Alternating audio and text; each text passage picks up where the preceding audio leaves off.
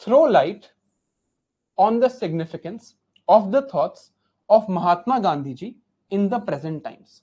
You have now 2 minutes to think about this question. जो दिमाग में आ रहा है, जैसे आ रहा है, intro भूल जाओ, conclusion भूल जाओ, just the body. We will come to intro and conclusion later.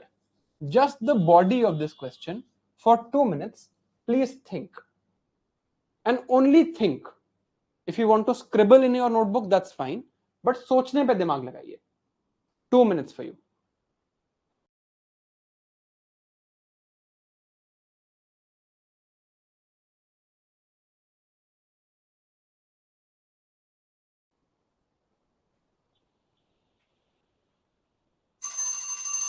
Good.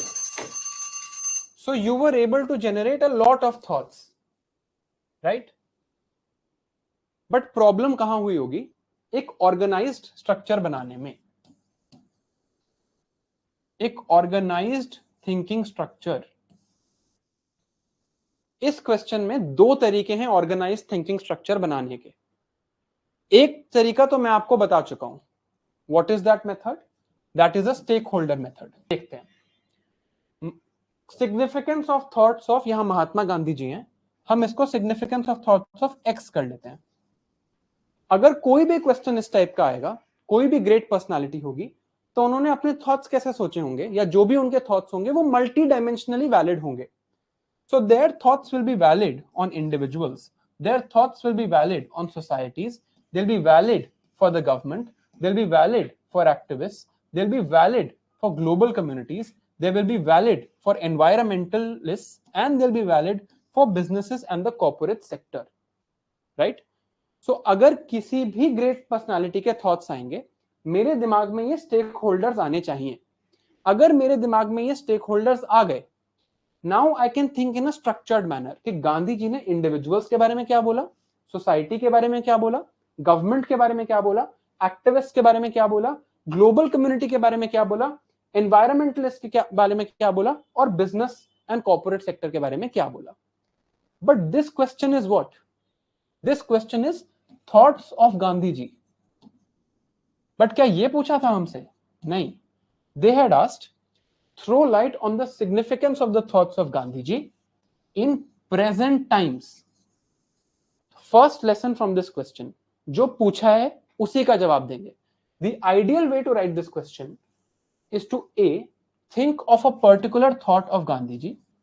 If this is a thought A that Gandhi ji had, and it is relevant in the present times, like this. तो जब आप Israel Hamas war और non violence बोल रहे थे, then it is a very good idea, because आप present time से relate कर रहे हो.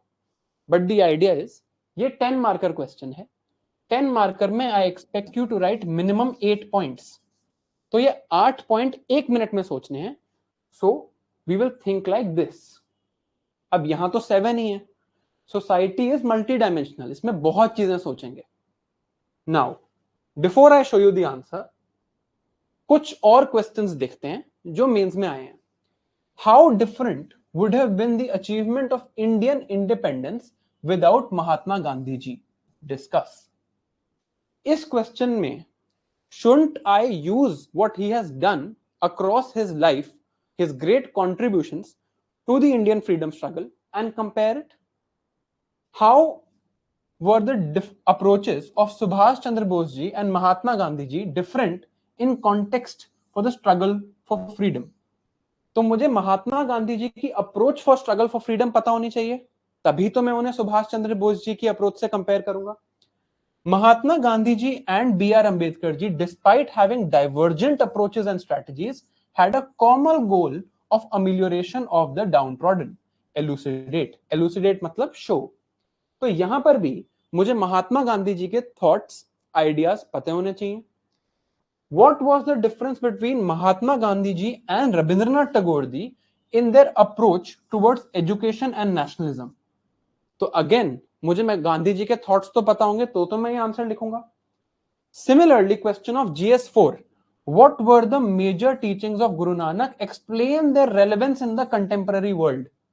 Relevance in contemporary world, significance in the present times, कोई फर्क नहीं है इन दो वर्ड्स के बीच में, राइट? सो कोई भी ऐसा क्वेश्चन आए, किसी ग्रेट पर्सनालिटी का थॉट हमें बताना है प्रेजेंट टाइम्स में, या they can ask you to compare it with another great personality, let's say Y, in the context of Z. यही दो पैटर्न्स हमें यहां पर दिखे. So we have to think this question in a particular format. अब गांधी जी बहुत important है, तो हम गांधी जी वाले का आंसर भी डिटेल में देखेंगे ताकि हमें वैल्यू एडेड कंटेंट मिल जाए. अब which a thing that I did not like and that I expected actually, अगर आप सिर्फ गांधीयन डीपीएसपीज याद कर लेते तो क्या इस क्वेश्चन का आंसर नहीं बन जाता? गांधीयन डीपीएसपीज जो भी हैं गांधी जी के थॉट से रिलेटेड हैं, एंड क्योंकि वो डीपीएसपीज हैं वो प्रेजेंट टाइम में रेलेवेंट है. तो अगर मुझे विलेज पंचायत का आइडिया आ गया है तो मैं डीपीएसपी का आर्टिकल यहां से रिलेट कर सकता हूं. अगर मुझे कोऑपरेटिव्स का आइडिया यहां पर आ गया है तो मैं मिनिस्ट्री ऑफ कोऑपरेशन को यहां से रिलेट कर सकता हूं. अगर मुझे यहां पर नॉन वायलेंस और अल्कोहल को शन करने का आइडिया आ गया है तो मैं अल्कोहल बैन से इसको रिलेट कर सकता हूं. So if I can remember Gandhi and DPSPs, अब ये आपको याद होने चाहिए, एंड आई एक्सपेक्ट कि आप ये पढ़ चुके हो. तो ये एक डिफरेंट अप्रोच थी इस आंसर को लिखने की, which would have helped you a lot, right? अब हम आंसर देखते हैं. Let us look at the answer now. पहली problem of thinking this question I hope is solved. There are two ways. आप या तो स्टेक होल्डर सोच लो या आप गांधीयन डीपीएसपी सोच लो. Second problem was enriched content and third problem is using across GS. Using across GS भी आपने देख लिया कि बहुत क्वेश्चंस ऐसे आए हैं. Now let's talk of this. This was the approach we are following. तो अब एक एक को देखते हैं. जब इंडिविजुअल्स की बात हुई, this none of you wrote, despite me giving this example in the launch video कि आप ये यूज कर सकते हो, that the world has enough for everyone's need but not for everyone's greed. But ये सिर्फ थॉट हुआ, सिग्निफिकेंस इन प्रेजेंट टाइम्स नहीं हुई. लाइफस्टाइल फॉर एनवायरनमेंट होगी सिग्निफिकेंस. इंडिविजुअल्स के लिए उन्होंने कहा ब्रेड लेबर, उन्होंने कहा cleanliness, but this has to be related to the present times. Swachh Bharat mission, स्वच्छ भारत मिशन का जो लोगो है that is the spectacles of Gandhi ji, तो ये याद आना चाहिए. Mahatma Gandhi national rural employment guarantee scheme, bread labour से याद आनी चाहिए. देन ये हुआ इंडिविजुअल्स के लिए. सेकंड हमने सोचा था सोसाइटी के लिए, विजन ऑफ इंक्लूसिव सोसाइटी. उन्होंने हरिजन्स के लिए बहुत काम किया. Article 17 in the constitution of India, thought and present relevance. Sarvodaya, universal upliftment, Gandhi ji talisman, ये आप में कई लोगों ने लिखा था. बट प्रेजेंट टाइम्स में प्रधानमंत्री गरीब कल्याण अन्न योजना भी तो लिखना है, अन्नपूर्णा स्कीम भी तो लिखना है, and these are not things you don't know. You have to relate it to the present times. Now Gandhi ji ने बात करी थी spiritual education, Nai Talim, education in vernacular language, related to the new education policy of India. अब new education policy पे जब question आएगा GS2 में तो गांधीयन थॉट से रिलेट करेंगे. जब गांधीयन थॉट पे क्वेश्चन आएगा GS1 में तो GS2 के एजुकेशन से न्यू एजुकेशन पॉलिसी को रिलेट करेंगे.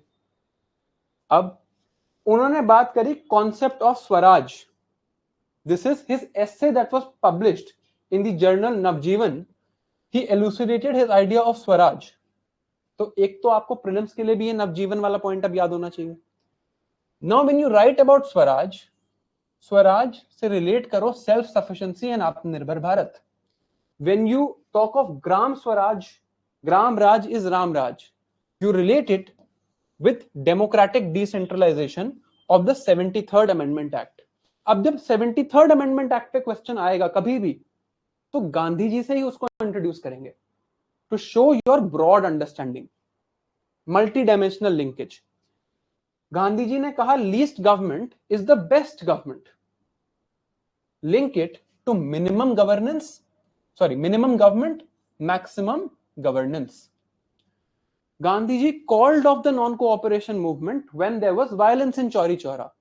Relate it to the peaceful struggle of the Narmada Bachao Andolan. For environmentalists, he said simplicity, sustainability, living in harmony with nature. यहाँ पर ये लिखा नहीं है, it's just coming to my mind, and this is what happens when you open your mind. Living in harmony with nature is the core idea of the Forest Rights Act for tribals. Living in harmony with nature हम Forest Rights Act से relate करेंगे. Sustainability and simplicity हम अपने पंचामृत principal से relate करेंगे, international solar alliance से relate करेंगे. Now, moving forward, we've just gotten started. जब बात होगी बिजनेसेस एंड कोऑपरेट सेक्टर की, तो ट्रस्टीशिप मॉडल को रिलेट करेंगे सीएसआर से, ट्रस्टीशिप मॉडल को रिलेट करेंगे giving pledge. This is an initiative by Warren Buffett and Bill Gates for philanthropy, that the profit that you have is you are merely trustees of that profit. You have to give it back to the society. Promotion of cooperatives की जब बात करेंगे, तब article 43B what happened in Amul इसकी बात करेंगे. Global community के लिए गांधी जी का क्या थॉट था? Principle of non violence, peaceful coexistence. Right about the non align movement, the no first use doctrine of India. अब जब GS3 में it is 50 years since the Pokhran test, it is very likely that this time in GS3 you are asked about weapons of mass destruction.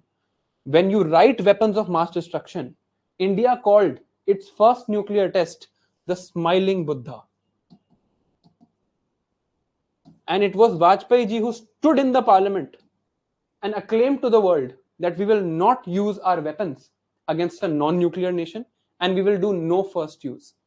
If a question is asked about the Pokhran test and about Smiling Buddha, use Gandhiji in the introduction. If a question is asked about Gandhiji, use Pokhran in the content. He talked about resolving conflicts through dialogue and understanding. This is the idea of Dalai Lama's advocacy for Tibet. I did not write Israel-Hamas war here because वो आपको आता है. I'm sure you've heard about it. उतना दिमाग आप लगाओगे. But Nancy Pelosi is currently in Tibet and it's becoming a big issue at the international stage. So if in IR you are asked about the conflict in Tibet, you will write the Gandhian thought of diplomacy rather than conflict. पहला question complete हुआ है. Realize that this is not a process that can happen in one day. It has taken me many months, a selection, after that coming back from Labasna, sitting for 2 months with Mudit sir to draft this. And still, there are things that are coming to my mind. We will write and think every single question together. I just want to open your mind.